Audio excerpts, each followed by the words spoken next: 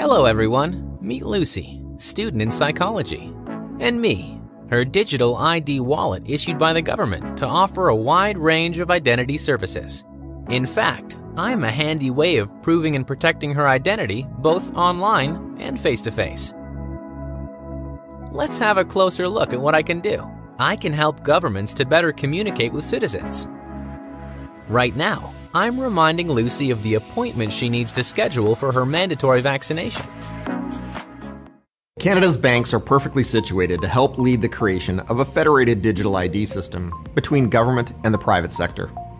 The World Economic Forum agrees that banks and financial institutions should lead the path forward for digital ID. Banks are highly regulated and trusted. They have advanced cybersecurity and privacy technology, and they have the infrastructure to operate provincially and nationally. Und aus diesem Grund wird die Kommission demnächst eine sichere europäische digitale Identität vorschlagen. With Digital ID, Australia Post offers a secure and convenient way to prove your identity. Verify your way and save time with Digital ID. Free to download from the App Store and Google Play Store. Now, I know what you're thinking, you silly conspiracy theorist. You might be thinking, hey, take a look at these governments and corporations and financial institutions and NGOs that have presided over the self-evident debacle of the past couple of years. Now, the ability to prove who you are with certainty and in a manner that's recognized and trusted by institutions and by governments is a fundamental prerequisite to accessing even the most basic services. If you can't prove who you are, you have limited access to healthcare, to education, to other social programs. Your ability to move across borders, to vote, to enroll in school, to access a bank account is limited or non-existent. What's more, women and children are at a greater risk of being victims of human trafficking. So whatever is your most urgent concern, refugees, economic inequality, human trafficking, financial inclusion, universal healthcare, global education, I could go on. Whatever it is, you care about identity. Indeed, the UN estimates that 10 of the 17 Sustainable Development Goals cannot be met without first closing the identity gap. Even more fundamentally, identity is a human right. Article 6 of the Universal Declaration of Human Rights reads, "Everyone has the right to recognition everywhere as a person before the law." Let me stress that. Everyone, everywhere. There is dignity, there is opportunity in being able to prove your identity. That is Dakota Gruner, the executive director of ID 2020, presenting at the TEDx Marrakesh conference back in July of 2019. Specifically, her talk is entitled Digital Identity Weighing the Risks of Misuse and Misuse. So later on in that presentation, she raises the specter of misuse of digital ID, which is to say, once we create a digital ID panopticon system that is tracking and tracing everything that everyone does at all times, if you don't have a digital ID, then you'll really be out of luck and you won't be able to access any government services, any corporations, you won't be able to travel, you won't be able to do anything. So, in order to combat the problem of misuse, we have to make sure that no one is left behind. Where have we heard that before? And that everyone gets herded into the digital ID cattle pen. She also, to her credit, does raise the specter of misuse of digital ID systems and does note that, oh yeah, by the way, it turns out identification schemes can be used for, say, cataloging people in order to genocide them. But, anyway, we need to solve these problems before we implement the digital ID. What is ID 2020? Well, you can go to the id2020.org homepage of the ID 2020 Alliance to find out more, where if you go to their homepage, you'll see they start by telling you that we need to get digital ID right, and they will explain more about that in their talk here. So since 2016, ID 2020 has advocated for ethical, privacy-protecting approaches to digital ID. And then it goes on to give a lot of the same spiel that Gruner was just giving there. Who is this? What is this? What is this alliance? What are they talking about? So if you go to their main About page, They will say, quite simply, the ID 2020 Alliance is setting the course of digital ID. ID 2020 is coordinating funding for identity and channeling these funds towards high-impact projects, enabling diverse stakeholders, UN agencies, NGOs, governments, and enterprises to pursue a coordinated approach that creates a pathway for efficiency and responsible implementation at scale. All right. And then, okay, well, whatever, blah, blah, blah, it's principles, da-da-da-da. Oh, who comprises this alliance? Who are the alliance partners? Alliance partners include, and here is a list of, I guess, what they take to be the highlights of the ID 2020 Alliance. And some of these, I think, will be well familiar to my audience by now. Everyone knows Microsoft, and everyone in the conspiracy realist world knows about the Rockefeller Foundation and its infamous history. There are other organizations in here that you may not have heard of, but probably should. I mean, for example, how about Simprints? Every person counts. What is that? Well, if you go to simprints.com, you can find out that our biometric solution will help you tackle your greatest impact challenges. So helping the poor people of the world get scanned into their smartphones and taking the digital ID photographs and fingerprints. And, oh, it'll be so great. Tools and services for holistic support. Oh, you gotta love how they frame these types of things. So they provide mobile software, biometric ID, project configuration, project management, training materials, data analytics, and privacy and data security provided by your thumbprint or your iris scan or whatever you're looking for. What a wonderful organization. So I would put this forward as a research project for the budding young researchers in the crowd.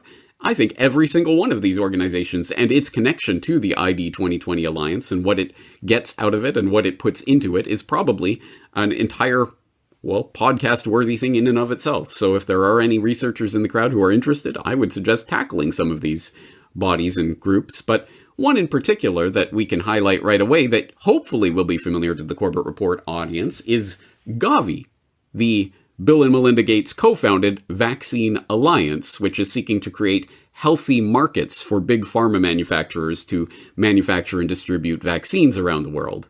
They connect into the digital ID agenda. In order to understand the broader population control agenda and how it ties into the Gates Foundation's plans, we have to look at a puzzling development that took place in 2017.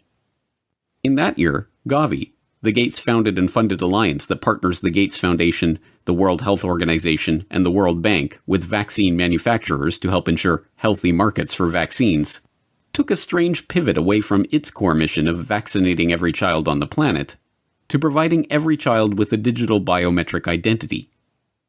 The idea was first floated by Gavi CEO Seth Berkley in a Nature article that year, Immunization Needs a Technology Boost, where he states that the goal of 100% immunization will not be reached without secure digital identification systems that can store a child's medical history. He then gives a specific example. We are working with a company in India called Kushi Baby, which creates off-grid digital health records. A necklace worn by infants contains a unique identification number on a short-range communication. Community health workers can scan the chip using a mobile phone, enabling them to update a child's digital record even in remote areas with little phone coverage.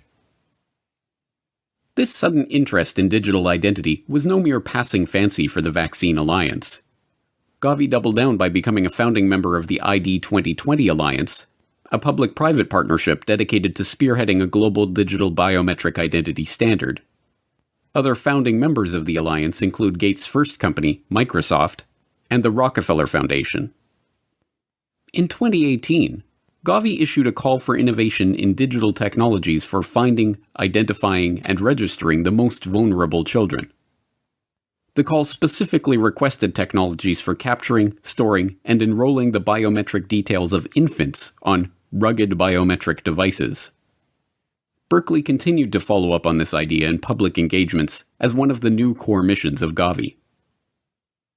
What's interesting is that people tend to think of, birth certificates as kind of a major document. But, the most common, as I mentioned before, is not a birth certificate, is not a death certificate, is not a marriage certificate. The most common connection, vital registration for the population is actually a child health card, because we reach more than 90% of children with at least one dose of vaccine as part of routine. So they're in the system. The challenge is that contact is not connected into the system. So if you could connect it, then you have the ability to give them their basic identity papers. You have ability then later on, if they want to own land or they want to have their rights, you're able to help them with that. But, we're not currently taking advantage of that. And so the children get seen, they get enrolled in the health centers, but that information is not used for anything else.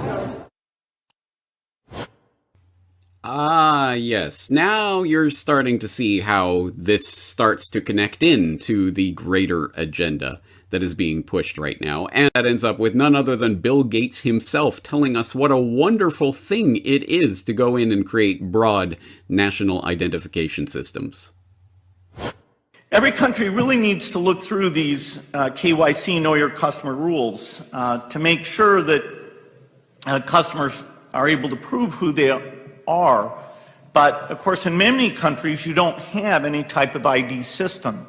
And the lack of an ID system is a problem, not just for the payment system, but also for voting and health and education and taxation. And so it's a wonderful thing to go in and create a broad identification system.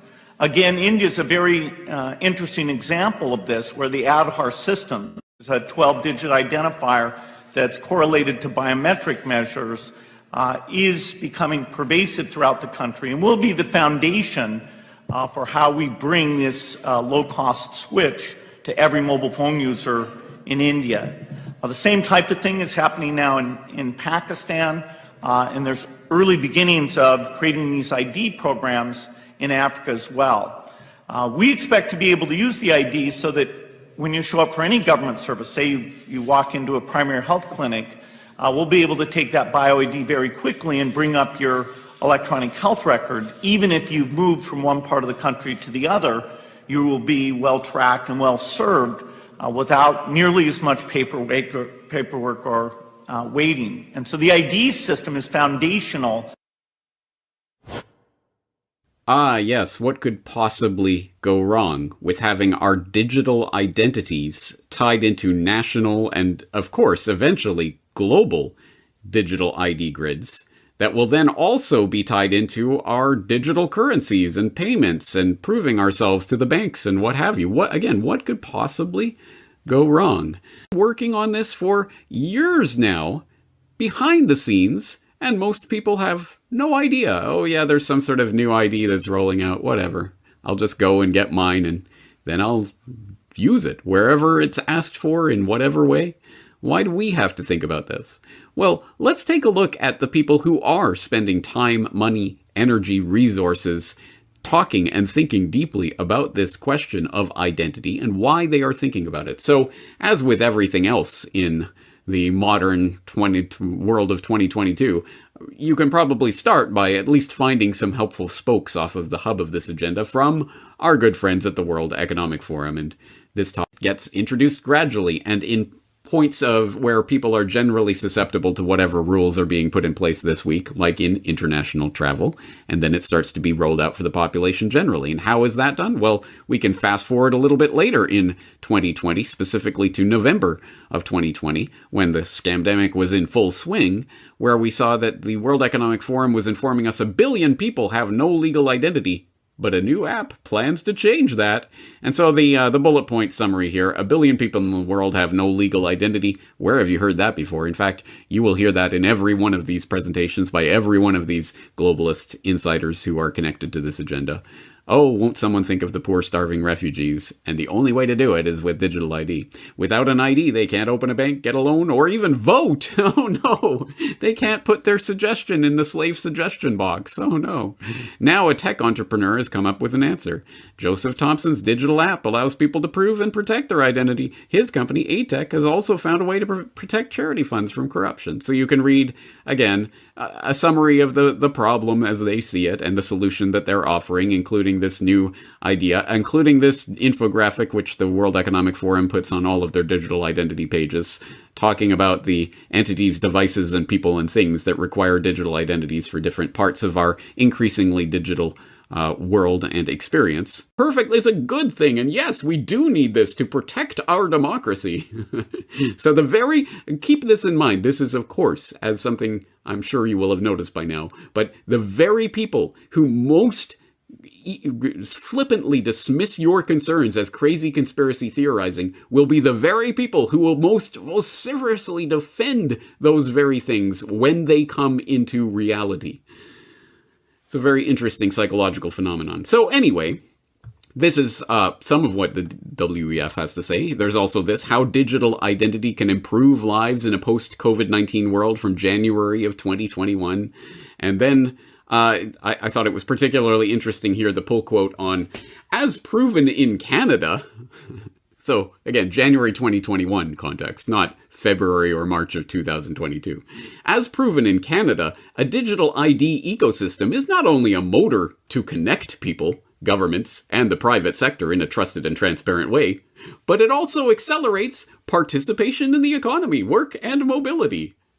As long as you're a good citizen, right? Oh, you donate to the wrong protest movement? Uh-oh, no, we're going to turn that off for you.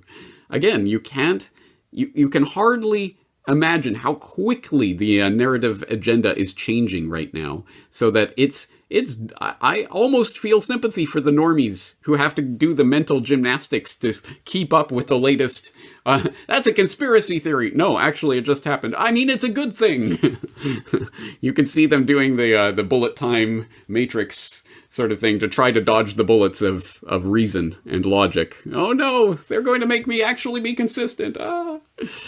It would be funny, I suppose, if we weren't talking about the future of humanity, which is hanging in a balance right now. And another window into that also from the World Economic Forum, I'll mention it for the second time in 2 weeks. You'll remember that last week on the Corbett Report podcast, we were talking about the future of censorship. And in that context, I pointed you towards the Advancing Digital Agency report from the World Economic Forum on the power of data intermediaries, talking about how in the future we're going to have data intermediaries operating on our devices. So these data intermediaries will be handling all of our information and passing it off here and there as needed as we go around through our everyday activities, which are increasingly about connections between devices, essentially. Let's get to that point, because I think that is the underlying philosophical point, which is the real basis for this, that we have to interrogate if we're going to talk about this in a more thoroughgoing manner. So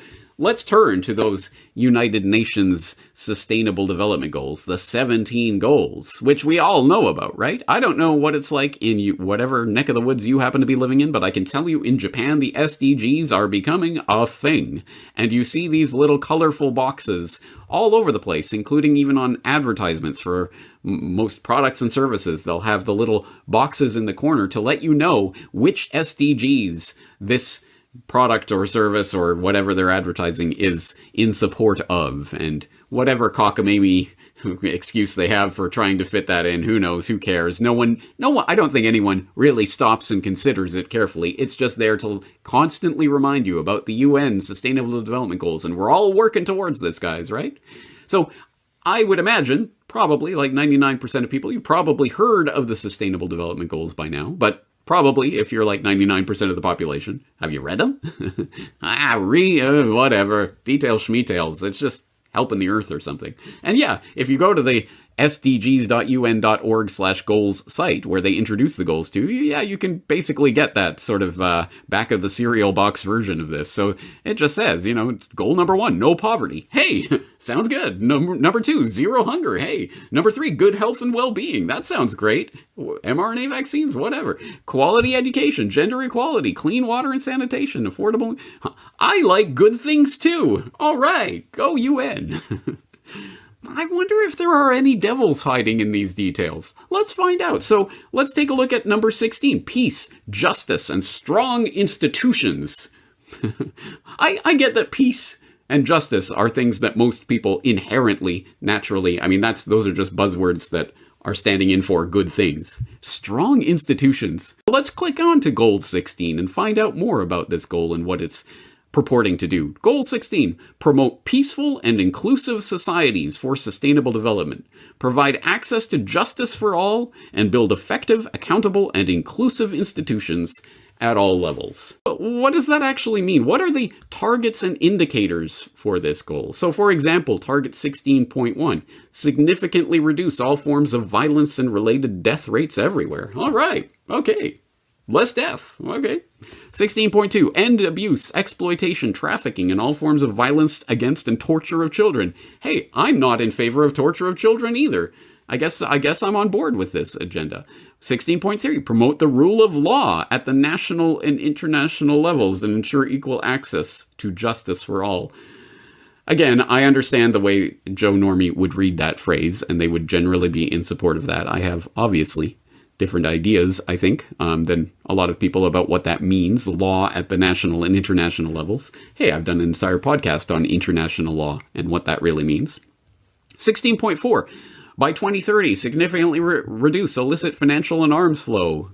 Illicit financial flow. I wonder what that would look like in reality. Maybe something like what just happened in Canada, right? Illicit funds to those insurrectionist truckers, right? 16.5, substantially reduce corruption and bribery. 16, develop effective, accountable, and transparent institutions. Ensure response, blah, blah, blah. Yes, feel good pap. Yay, wonderful. All right. Oh, but 16.9, let's look at this one. By 2030, provide legal identity for all, including birth registration. Again, to the average person reading this in a decontextualized way, that sounds wonderful. What does that really mean, though? How is the UN going to steward over a process that's going to make sure that everyone on Earth is provided legal identity? One of the indicators, the only indicator listed here, proportion of children under 5 years of age whose births have been registered with a civil authority by age. So as long as governments around the world are making sure that their human cattle are properly tagged and identified and issued a barcode at birth, then hey, good. We can reach this wonderful goal.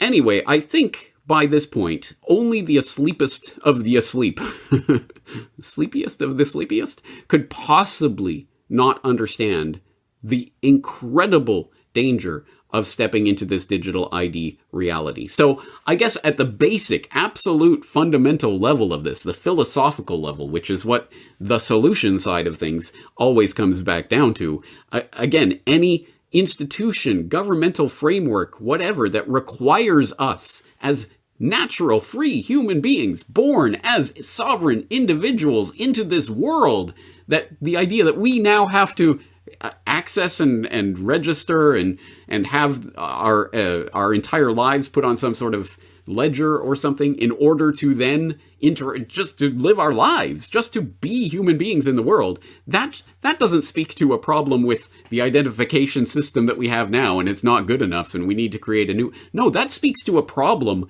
with the very concept of the institutions and the institutional framework that we are being born into. You are not born a free human being in this world anymore. You cannot simply be a human being. You now have to register and be barcoded and scanned and put into a document, and here, this is me.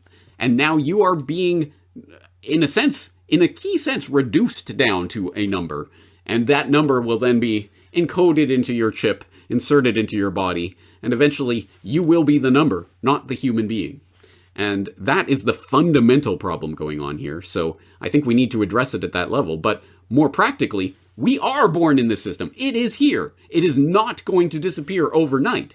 So our role in this is to, in every way, shape, and form we can, at every point, to, as I think Ernest Hancock has put it before on Declare Your Independence, to be a butthead and to say no and to not provide the ID that is required of us for this or that. And the more that people actively resist and do not comply, the more we can, at the very least, put the sticks in the wheels of this bicycle as it goes along to hopefully stop the bike from going. It is important to put these issues on the table because, unfortunately, as I say, most of the people around you will never have heard of an ID 2020 or know about the World Economic Forum's forays into digital identification or into the UN and how it's trying to put this forward as some sort of human right, or how this is all going to be used to tie everything together into a digital ID which will be you. And that digital ID will be regulated, it'll be tracked, it'll be controlled. It will tell you where and when you can go, for how long you can go, what you can purchase when you're there, who you can and cannot interact with. And it will be regulated at the digital ID level. If they can get you and who you are as a human being into an ID, that ID can be tracked, controlled, and regulated in any way they want. Understand how fundamental this is to the coming system of control, and we have to not comply. Do not start putting your entire identity into the digital space, because it will not lead in the direction of human freedom. And as even the World Economic Forum says in their own document on data intermediaries, it does start to raise the question of, can we retain our humanity? What does human agency mean when we are more and more digital beings?